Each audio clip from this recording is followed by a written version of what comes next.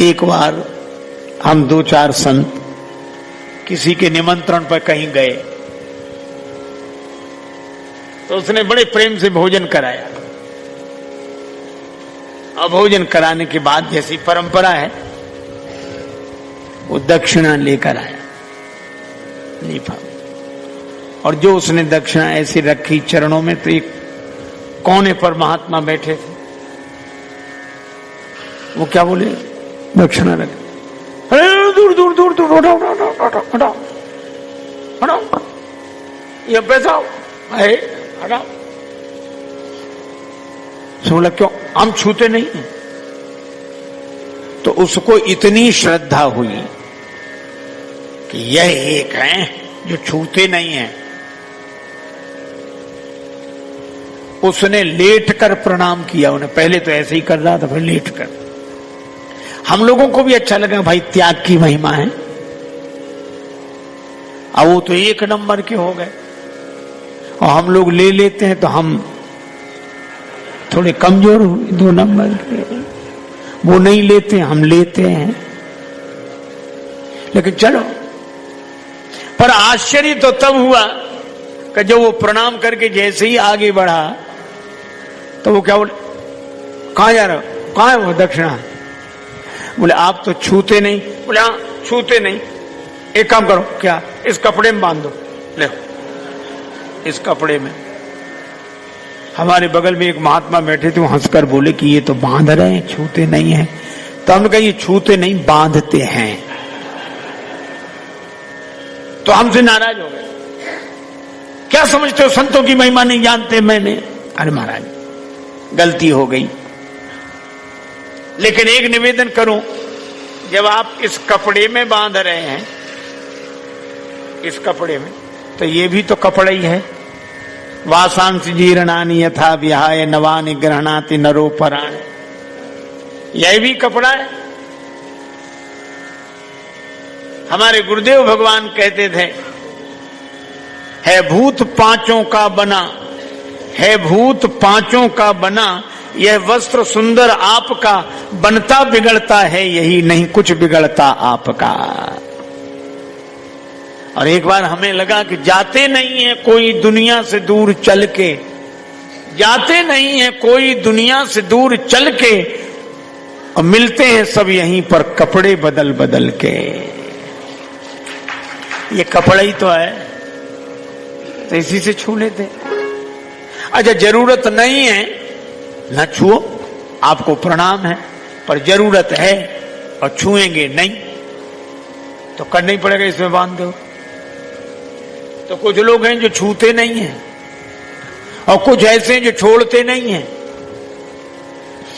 एक जगह सत्संग हो रहा था, लोगों ने कहा दान दो, धन धन्य होगा। अरे बोले सब तो दे रहे हैं, हमारा देना कोई जरूरी है? अरे नहीं नहीं दे दो दे दो। बड़ी मुश्किल से 1 रुपया ले आया, दूसरे दिन सिक्का मुट्ठी में दबाए, अब दे नहीं। बार बार सोचे दें कि न दें, दें कि न दें, दे ही डालें, और सिक्के को और दबाए। दिल तो नहीं पसीजा, हाथ पसीज गया। कब जा ही रहा है, जाते जाते देख तो लें। सो मुट्ठी खोल के देखा, सो पसीना। सो रुपए से बोला कि हम किसी को नहीं देंगे, तुम बहुत रोते हो। फिर जेब में डाल लिया।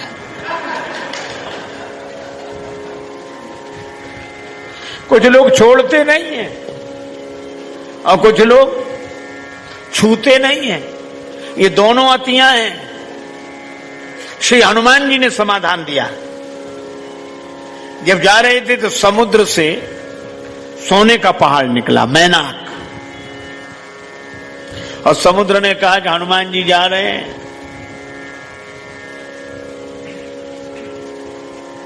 असल में पुराने जमाने में इन पहाड़ों के पंख होते थे। आप कल्पना करो कितनी भयावह स्थिति रहती होगी, कब किस पहाड़ के उड़ने का मन हो जाए। पंख थे सो पहाड़ उड़ते, और उड़ने में तो कुछ ज्यादा दिक्कत नहीं, उड़ते उड़ते कहां बैठ जाएं। सो आबादी वाली जगह में ही धमाक से बैठ जाते, आबादी खत्म। ब्रह्मा जी बड़े परेशान कि हम एक एक करके बनाते हैं, इकट्ठे मिटा देते हैं। अब ये कथा का बड़ा अद्भुत रहस्य है।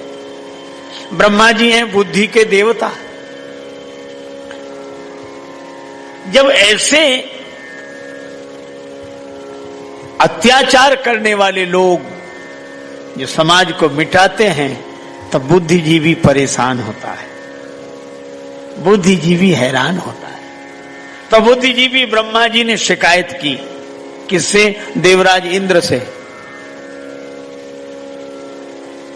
और जब बुद्धिजीवी की बात कोई शासक मान लेता है तो समाज में अमंगलकारी कृत्य नहीं होते। अच्छा, एक अजीब बात है, बुद्धिजीवी कुछ कर नहीं सकता और शासक कुछ सोच नहीं सकता। विडंबना यही है। वो जो विचार कर सकता है वो कुछ कर नहीं सकता, और जो कर सकता है वो विचार नहीं, बिना विचारे करे। और जो विचार करे वे विचारे क्या करें। बुद्धिजीवी ने कहा कि ये पहाड़ नुकसान पहुंचा रहे हैं, इनके पंख हैं, ये उड़ उड़ के चाहे जिसको नष्ट कर देते हैं। तो देवराज इंद्र ने कहा कि महाराज, सृष्टि में तो वो भी हैं। तो ब्रह्मा जी ने कहा कि सृष्टि में हैं, हम मानते हैं, वो रहें, लेकिन इनके पंख काट दो। जिन पंखों के बल पर ये उड़ते हैं वो पंख काट दो। अगर इनके पंख कट जाएंगे तो इस समाज को हानि पहुंचाना बंद कर देंगे, और अगर इनके पंख रहे तो ये उड़ उड़ के नष्ट ही करते रहेंगे। देवराज इंद्र को बात समझ में आई। उसने खड़ग ली और सारे पर्वतों के पंख काट दिए। पर्वतों को नहीं मिटाया, पंख काट दिए। तब से ये पर्वत हो गए अचल, यहां हैं वहीं रहते हैं, बड़े ठाठ से रहते हैं। और इन पहाड़ों से कह लिया कि हमें आना होगा तो हम ही आएंगे तुम्हारे पास, तुम तो जहां हो वहीं रहो। लेकिन एक था सोने का पहाड़, मैनाक।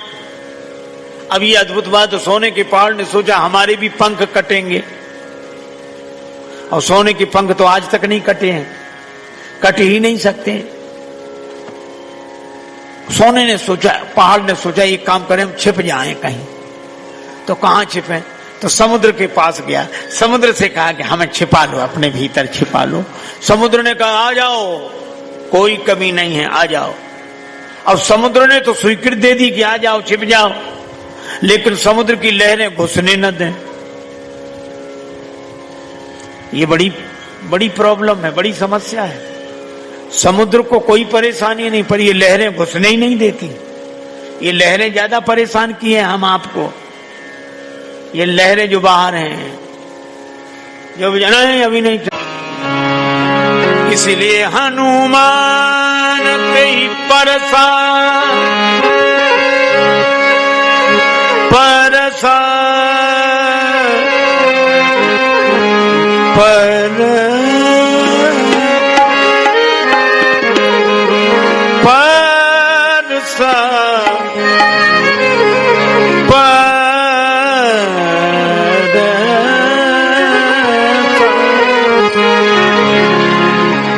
हनुमान ते परसा परसा। हनुमान जी ने छुआ, सोने को छुआ, और मानो हनुमान जी ने संकेत दिया कि सोने को छूना बुरा नहीं है। पर मैनाक ने कहा कि आप यहीं आराम करो। हनुमान जी बोले आराम नहीं करूंगा, राम काज कीने बिना मोहि कहां विश्राम। अर्थात सोने को छूना बुरा नहीं है, पर सोने पे सोना बुरा है। और जब हम सोते तो आंख मूंद लेते।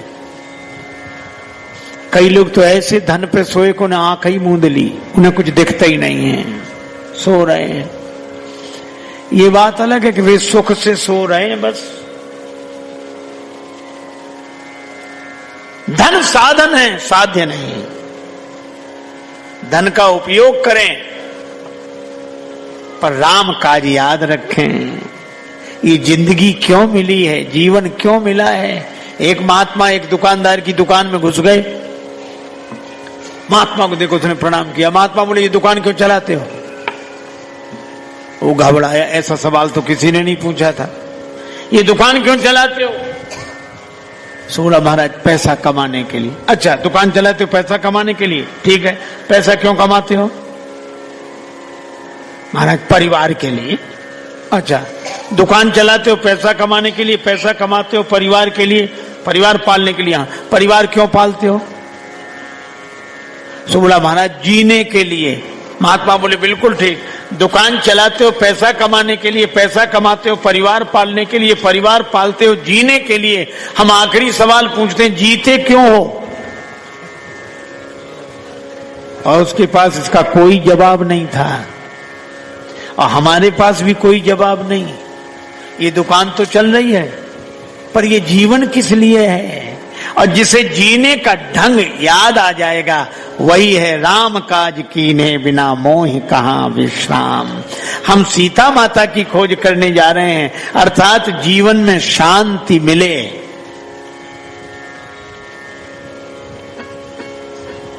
धन में सुख हो सकता है, शांति नहीं।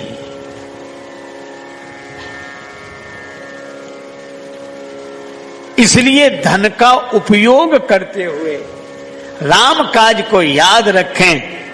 राम काज क्या? राम जी ने जो किया है, ये धन दिया किसने? भगवान ने।